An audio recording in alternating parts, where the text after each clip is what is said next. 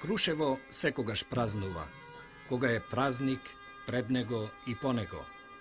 Да, тоа наше Илинденско Крушево, тоа наше високо планинско гнездо секогаш е такво. И кога и да е да го посетиш, чиниш како да се наоѓаш некаде пред 70 години, во некој тогашен ден од крвавата и славната 1903, во крвавата игра на куршумите и камбаните, во карпестиот дух на востаниците, во срцето на Крушевската република. Се е овде споменик на илинденското минато, старата куќа, сокакот, празното место на некогашната црква, вишната корија и изворчето во неа, човекот илинденец како сведок или неговиот внук. Се што го измамува твојот поглед со раширени очи да погледнеш и молчејќи да се сретнеш со вистината. Крушево и Илинден и Македонија и хероите на таа илинденска епопеја како да се собираат овде кога ќе стапнеш со првата стапка. Сеќавањата немаат граници. Од крушевчаните Никола Карев или Питу Гули до вистинската легенда Гоце Делчев или Јане Сандански и Даме Груев. Иако тие не биле овде, иако настаните пред и по Илинден тежеле на повеќе места во Македонија. Но Крушево е тоа историско високо место каде што останува во историјата да се вее илинденското знаме. И не е важно кога ќе го посетиш Крушево, на самиот празник, пред или по него, тоа секогаш празнува илинденски.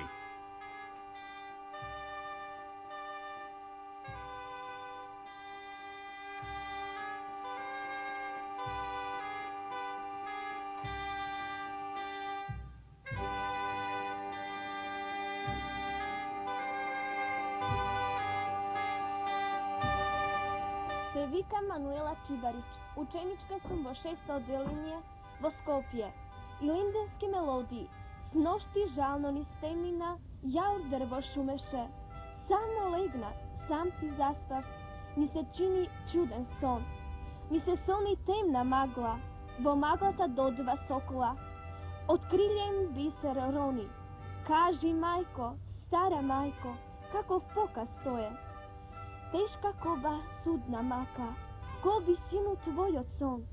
Темна магла, темен зандан, од сокола до два брата, дробен бисер, ситен синџир.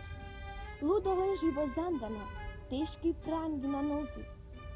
Дробен синџир на рацете, никој не иди, никој лудо да види, таголе. Утро рано ке отвора, лудо младо да збера, лудо младо да зграба. Никој не гласи лудо да спаси, таголе.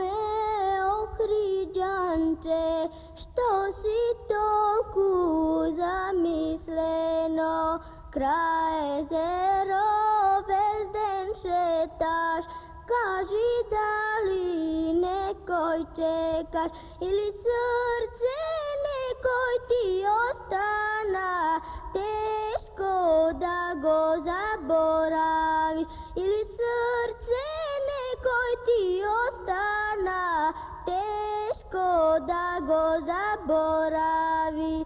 Не ме прашай, Удо младо, мачно ми е да ти кажам, јас си имав либелично тугинче од друго место. Море љубевме се, среќни бевме, само едно лето. Море љубевме се, среќни бевме, само едно лето. Дојде време, тој замина, ме остави мене овде, да ме мачат спомените, никога што не се бришат. Море дојди либе, врати ми се, јас те чекам крај езеро. Море дојди либе, врати ми се, јас те чекам крај езеро. Учебната година сврши и лето е меѓу нас, а радосна звонлива песна го исполни целиот клас. Последен час екнува глас, нас не чека сино море на одмора. Планината жетовне мами и езерски пели крај, ај брзајте, икајте бодри, воденат на путински ран. Последен час екнува глас, нас не чека сино море на одмора. На сметката сончева плиска, во гради е радост свет, пеперутки ние сме лесни, извишени в безкрајен лет. Последен час екнува глас,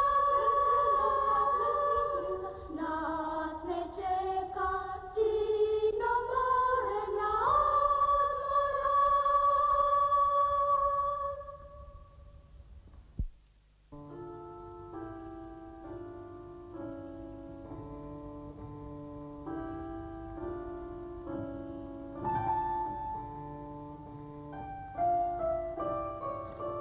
Драги другарчиња, сигурно веќе сте чуле за резбарството, за таа чудесна уметност што човекот ја создава во дрво. Сигурно многумина од вас ги имаат видено и ненадминатите резбарски дела, како што се иконостасите во манастирот Свети Јован Бигорски, црквата Свети Спас во Скопје, потоа шарените тавани на старите охридски куќи, разни сувенири во резба и така натаму. А сето тоа го создал нашиот човек. Македонските резбари надалеку станале познати уште многу одамна. Нашата резба, македонската, со својата ненадмината убавина го има освоено скоро целиот свет. За македонското резбарство и за резбарската школа во Охрид, денес во емисијава ќе ни раскажуваат историчарот на уметност Цветан Грозановски, стариот резбар Калајче и кустосот Виктор Плевнеш.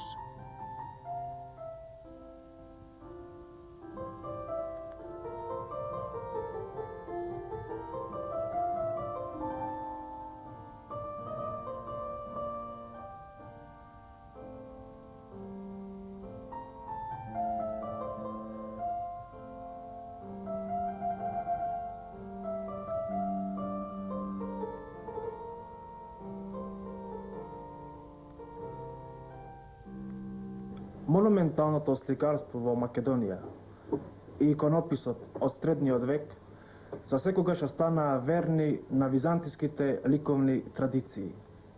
Меѓутоа, македонската резба, фронтална и хиерархична во средниот век, уште во 17-тиот век ги доживеа своите промени во смисол на своето бароцизирање.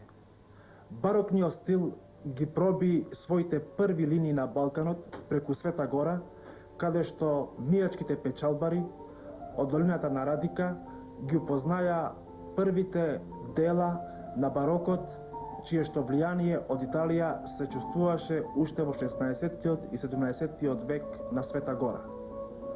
Повеќе фамилии, меѓу кои што се најистакнати фамилиите на Филиповци и Фачковци, отпочнаа во Македонија творење на иконостаси, таваници и други дела од профан и црквен карактер. На тој начин се формира поимот на мијачката или дебарската уметничка школа, која што во Западна Македонија го има својот пандан од друга страна во Банската уметничка дрворезна школа во Пиринска Македонија. Ажурниот дуборез, во кого што мајсторите од мијачкиот крај го бараат последниот здив на дрвото и успеваат во неговата длабочина да пронајдат многу непознати елементи од поранешните мајстори кои што го обработуваат дрвото, успеваат во крајот на 18-тиот и почетокот на 19-тиот век да створат две дела кои што по својот монументален и општ карактер представуваат ремек дела во обработката на дрвото воопшто. Тоа се познатите иконостаси од Свет Јован Бигорски од последните години на 18-тиот и почетокот на 19-тиот век и од друга страна иконостасот во Свети Спас. Основните елементи кои што го одржуваат постоењето на македонскиот дуборез се пред све црквените епископии од една страна и од друга страна богатиот слој на македонското граѓанство од Западна и Источна Македонија низ целиот 18 и 19 век. Меѓутоа, треба да се спомне дека мијачките мајстори работаат исто така во Србија, Црна Гора, Бугарија, Војводина, Румунија, па дури и во Русија. Нивните дела во средината на 19 век и кон крајот на 19 век се веќе поретки, а нивниот квалитет полека и опаѓа. Тоа е познато кога се има во обзир дека и македонското граѓанство во крајот на 19 век економски изнемогнува, а од друга страна црквата прави се помалку и помалку порачки. Во почетокот на нашиот век македонските мајстори се веќе во длабока старост, а ученици повеќе во нивните работилници не се формираат. Со тоа и делата на мијачките мајстори полека постануваат музејски експонати или дела за проучување на историчарите на уметноста. Во меѓувојниот период првпат се појавува идеја за обновата на дебарската резба, прво во Дебар, а потоа отпочнува незиниот наставак во Охрид.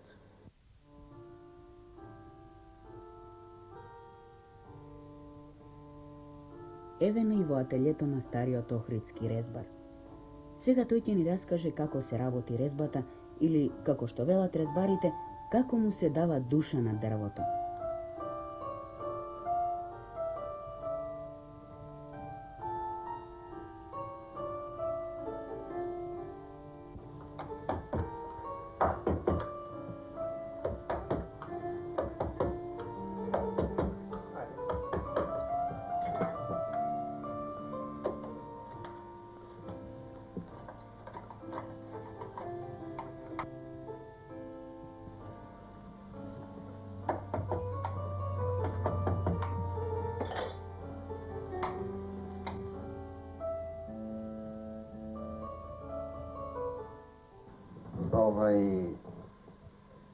Во моментов работаме на фрагмент, деталј на дебарската резба, која служи како еден украс на зид. Работата се почнува на работа, има прво подготвени овие цртежите, ево даска, на која се копира и се зема после цртежот, со опложи со тие глетата како треба то, кое треба да остане, кое треба да отпадне. Чим се ослободиме од тоа, онда се зема на длабока ажурна резба се работи и одиме на оформјавање на таа резба. Резбата дури постоеше како школа, таја си одигра своја роља, даде кадар, даде доста ученици, али кои ученици во натака през екзистенција за живот не најдоја место соодветно да може да стваре, да се онакват, и тие ученици благовременно си бараја други работи, други места, за да можат да дојдат до парче леп. След завршвање на школата на таа резбарска како ученици беше формирано предпријатие. Тоа предпријатие се бореше, ствараше, никако не можеше да дојде до еден здрав пласман, за да може да се обезбеди тоа предпријатие, да може да работи во смисъл како едно добро организирано предпријатие. Ние последните резбари од тоа предпријатие останавме 4-5 души и кои тие во даден момент најдоа едно закрилје и ги придба сувенир од Скопје и им даде една известна порачка, едни добри кабинети се направија, кои требаја да се пласират и мислам, че заминат за Канада.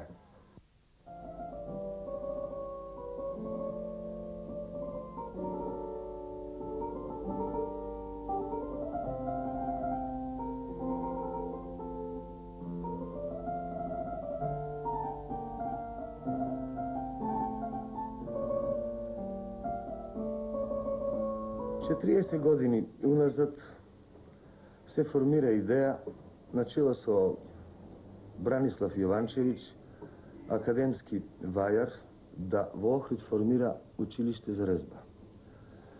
Замислата на Јованчевиќ беше да се традицијата на македонската резба продолжи точно во ово поднебие, каде што има навистина и услови и трајни дела од таа уметност. Од и во Охрид се среќаваат низа експонати во интериерите на охридските куќи, во христијанската куќа и во муслиманската, има навистина експонати за кои Охрид и воопшто македонската резба треба да се гордее. Најзначаен таков експонат постоеше кај една куќа во непосредна близина на денешната Летница, за која охридските резбари подоцна, кога се формираа како стручни лица, како лица кои треба да го одгледуваат и негуваат овој занает, е значајно дело за натамошниот развиток на резбарството воопшто во Охрид. Плеадата генерации кои излегуваа од ова училиште се зафатија со едно племенито и драгоцено дело да се продолжи традицијата за она за која што во 19 век во македонската резба имала свој извонреден подем. Среќавајќи се со низата проблеми во текот на развитокот на резбарството во Охрид, и луѓето, љубимците на таа уметност, навистина се најдоа пред низа проблеми како таа екзистенција да си најде свое место. Во низата години резбарите со свое залагање, труд и напор, подпомогнати од низа фактори, успеа да продолжат и да таа резба ја применат во други форми и начини. Така, например, ни својот продорен пат честопати била во дилема како и на кој начин да се пробие резбата.